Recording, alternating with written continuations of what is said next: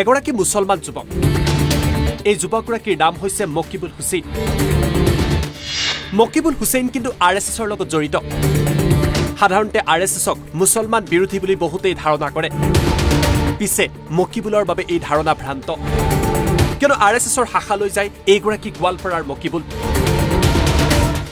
কিন্তু মুছলমান হৈ আৰএছএছৰ সদস্য হোৱাৰ বাবে এতিয়া মকিবুলৰ জীৱনলৈ ভাবুকি নামি আহিছে আৰু প্ৰাণৰ সংশয়ত ভুগিবলগীয়া হৈছে এইগৰাকী আৰএছএছ কেডাৰ মকবুল হুছেইন নামৰ এটা চেয়াৰমেন খেলিছিল নেকি আগত তেখেতে কৈ আছে যাৰ মোৰ ওচৰত সেই অডিঅ' ক্লিপটো আছে ফটোখিনিও আছে যে মকিবুল হুছেইন আৰএছএছ কৰা ল'ৰা সি মুছলিমত থাকি আৰএছএছ কৰি আছে তাৰ পিছতে আমাৰ এই মুছলিম এৰিয়াত কেনেকৈ সি জীয়াই আছে তাক কিয় মাৰা নাই হত্যা কৰাৰ কাৰণে টকা দি আছে আমাৰ জলশ্বৰ সমষ্টিৰ বিধায়ক কংগ্ৰেছৰ বিধায়ক আফতাবউদ্দিন মোল্লাই আফতাবউদ্দিন মোল্লাই টকা দিব নুৰুল ইছলাম নামৰ এজন ল'ৰা আছে ঘুকুডুবাৰ সি আফতাবউদ্দিন মোল্লাৰ ফাইনেন্সাৰ হয় প্লাছ সি এনআৰৰ কোম্পানীৰ পৰা তেলবিলাক আনি এই টাৱাৰে তেলবিলাক দি থাকে তো তেখেতৰ ফোনো আহিল সেই ভিডিঅ'ত আছে সকলো বস্তু তো ক'লে ঠিক আছে ৰাতি আহি দি আছোঁ তাৰ পিছত ফিৰ ক'লে ঠিক আছে টকা আমি পালোঁ পুলিচ তেতিয়া সেই মৌলানাজনে কৈ আছে মোৰ এজন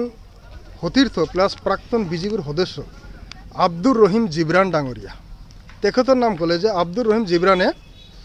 পুলিচ প্ৰশাসন গোটেই চাব সি গুৱাহাটী বা গোৱালপাৰাত থাকিব কিন্তু ইয়াত মূৰ্তুচালী নামৰ এক্স MDC আছে কংগ্ৰেছৰ তেখেতে পূৰা প্ৰশাসন চাব তাৰ হতুৱাই দেখাব আৰু কি টেনশ্যন নাই তো ক'লে নহয় পুলিচটো আহিব তেতিয়া সেই মৌলাজনে ক'লে যে নহয় তোমালোকৰ মনত আছেনে নাই মথাউৰি ছিঙি যোৱাৰ সময়ত সেই আগত বিধায়ক আছিল UDFৰ শ্বাহাবুদ্দিন আহমেদ ক'লে শ্বাহাবুদ্দিন আহমেদ যেতিয়া আমাৰ মথাউৰিত আহিছিল মূৰ্তিছে তাক পিটিছিল পিটাৰ পিছত তেতিয়া MLA সাহেবে ফোন কৰিছিল SPক তো SPক বোলে ৰহিম জিবৰানে ফোন কৰি কৈছিল যে তাত যাব নালাগে মূৰ্তিছ মোৰ মানুহ হয় এটা পুলিচে যোৱা নাই আৰু এই ঘটনাটো সঁচা পুলিচ এটাও যোৱা নাই তেখেতে ফিৰ নাও দি পলাই গৈছে বজাৰত আহিলে চাৰ দোকানত সোমাই কেনেকৈ মাৰিবা তাক তাৰ পিস্তল আছে সোমাই বিজেপিৰ এগেইনষ্টত ক'লেই খং উঠিব তাৰ বিজেপিৰ এগেইনষ্টত হিমন্ত বিশ্ব শৰ্মাৰ এগেইনষ্টত তাক ক'বা কাণৰ তলত এটা মাৰি দিম খং উঠিব খং উঠাৰ লগে লগে তাৰ ৰাইট হেণ্ডটো আগত ভাঙি দিবা কাৰণ পিস্তল ওলাবহি ভাঙি দি 3-4জনে ভিৰৰ মাজত কামটো কৰি দিবা কৰি ওলাই গৈ জলশ্বৰ পৰা টকাখিনি লৈ ল'বা 1 লাখ এডভান্স তাৰ পিছৰখিনি টকা লৈ ল'বা তো এজন ডাকাতে কৈ আছে যদি কেছ ল'ব কিন্তু একশ্যন নলয় কিয় আব্দুৰ ৰহিম জিবৰান আছে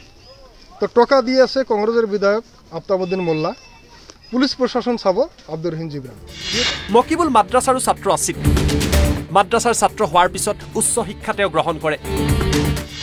বিগত 17 বছৰ ধৰি মকিবুল জড়িত হৈ আছে ৰাষ্ট্ৰীয় স্বয়ংসেৱক সংঘৰ সৈতে ইয়াৰ মাজতেই সামাজিক মাধ্যমত এটা বিশেষ ভিডিঅ' ভাইৰেল হৈ পৰিছে এই ভিডিঅ'ত দাবী কৰা হৈছে যে মকিবুলক হত্যা কৰিব লাগে 5 লাখ টকাৰ সুপাৰি লৈ হত্যা কৰিব লাগে মকিবুলক কিয়নো মুছলমান হৈ আৰএছএছৰ কাম কৰিছে মকিবুলে নাম হাঙুৰ খাই পৰিছে একাংশ কংগ্ৰেছ আৰু বিজেপিৰ প্ৰাক্তন নেতাৰ এটা ৰহিম জিবৰান আর আফতাব মোল্লা দুইজনেরই কোন জানতে কাম হইতেছে দুজনই জানে একজন শাসন করা লাগবো হ্যাঁ দুইটা মানুষই অবগত আছে আর দুইটা মানুষের কথা যে কোনো অ্যাঙ্গেলটা তোমরা শাসন করে দেবে কী আছে আমরা দেখি একটা সাইড গেল তারা থানা কাছারি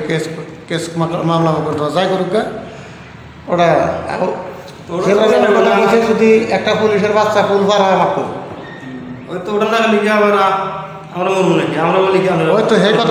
সেই কথাটাই সম্পূর্ণ রিস্ক ওরা নিব মকিবুলে উল্লেখ কৰাৰ দৰে মুছলমান হৈ আৰএছএছ কৰাৰ বাবে তেওঁৰ ওপৰত এতিয়া ক্ষুণ্ণ হৈ পৰিছে বহুতো